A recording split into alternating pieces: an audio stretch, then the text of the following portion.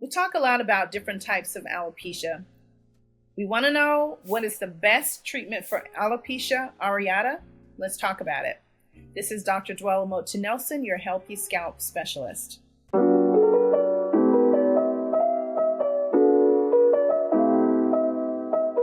I like to think of treatments in two different ways. There are natural remedies and treatments that you can use.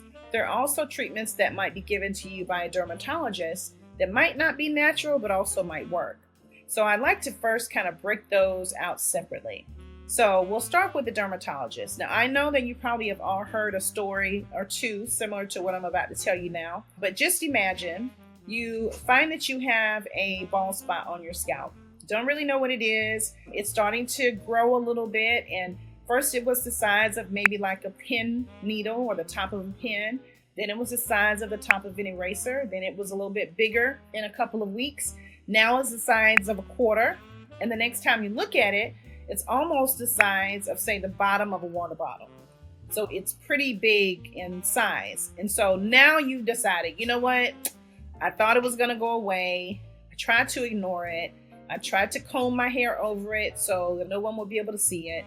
But now it's to the point that I'm looking at it and I can see it every single day. So what we decided to do is, okay, now we're going to go see a dermatologist. Now I will tell you, just by talking to several clients that we do have, one of the first treatments that will be suggested by a dermatologist there are needle treatments or microneedling treatments. And also they have steroid types of injections that they can apply to the scalp.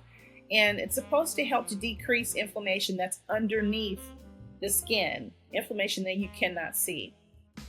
Now, I know you're trying to find something that's great for thinning hair and also something that you can use for bald spots and little areas that are not growing in as quickly as possible.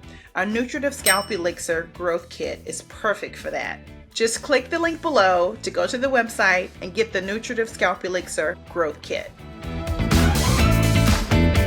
Now, I have heard mixed reviews on how that works.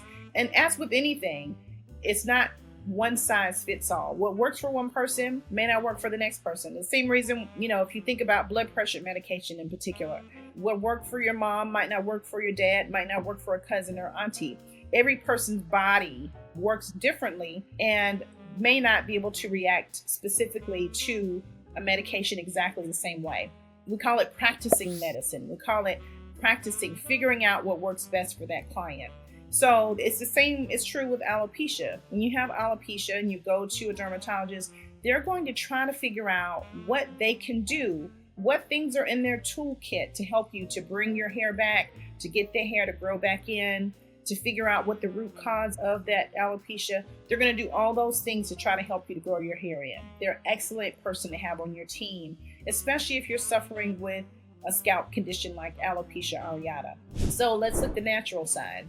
Once you start to see, again, that small spot that starts to grow into a bigger spot, that starts to grow into a much bigger spot, there are things that you can use that are natural that don't require any kind of steroid or anything like that to your scalp. One of the things is a derma roller. It's a little dermal needle, and you can basically give yourself micro acupuncture to the scalp. It just increases the blood flow to the scalp. It helps to increase blood flow to the area, and it's a natural thing that you can try.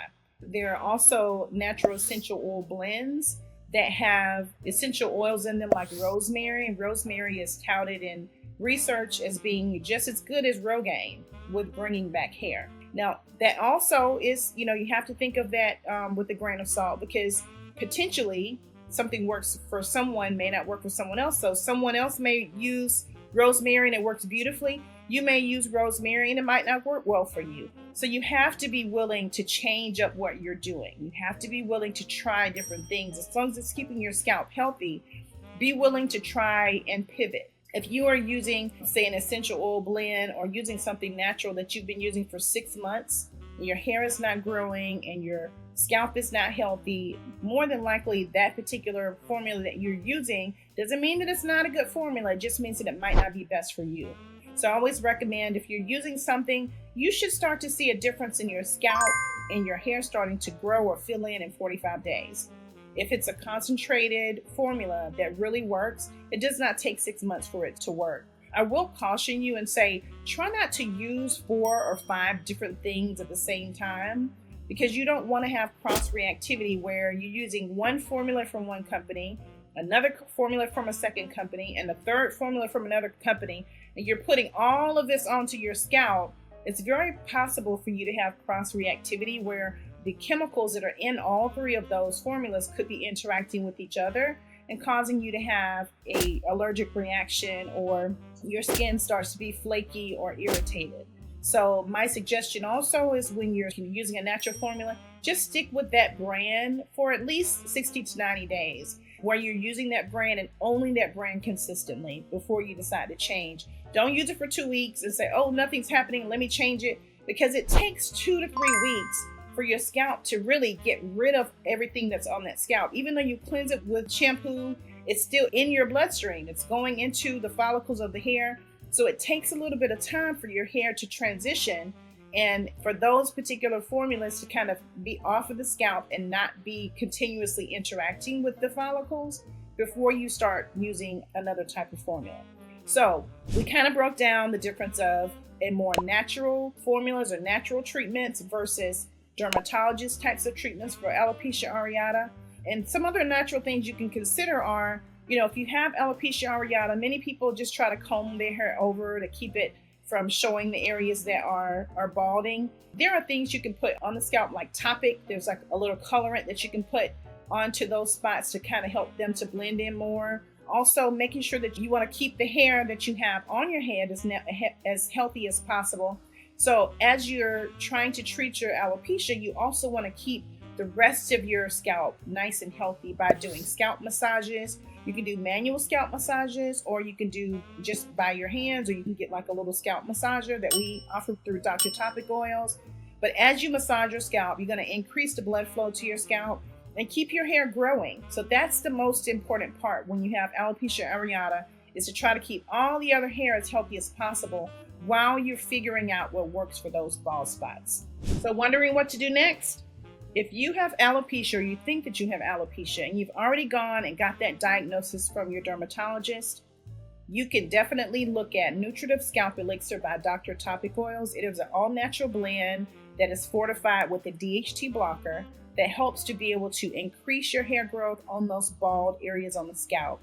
It comes with a derma roller. It comes with a scalp detox, which helps to get rid of all the excess sebum and all the excess product that's on the scalp before you start to use that product. So again, it's Nutritive Scalp Elixir Growth Kit. That's what you want to look for.